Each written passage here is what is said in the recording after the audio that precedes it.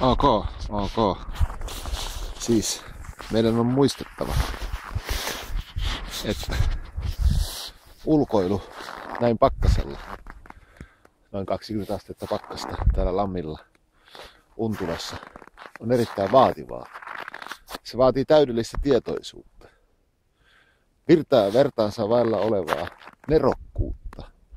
Ja ehkä myös siitä syystä tämä ulkoilu voi tuottaa siihen luotuja odotuksia. Meidän on lähdettävä siitä, että ulkoilussa on otettava huomioon muutamia tekijöitä.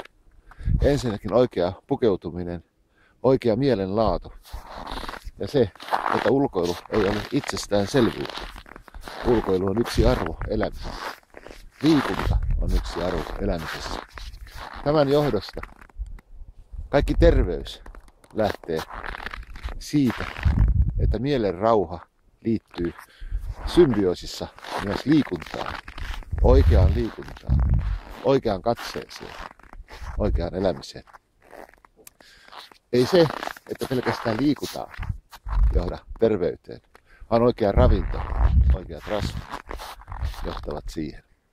Myös eri äärilaidat niin ravinnossa kuin liikunnassa johtavat aina vääriin valintoihin. Tämän vuoksi meidän on noudatettava sitä vanhaa buddhalaista oppia, eli kultaista keskitietä. Elämässä kultainen keskitie ja hyvä mielenrauha takaavat sen. Usein minulta kysytään, mikä on kultainen keskitie? Kenties. Hyvät ihmiset, se on tämä. Se on keskitie. Ei muuta tältä erää. Uskokaa. Se on Leo K jälleen. Eli moikka. Moi.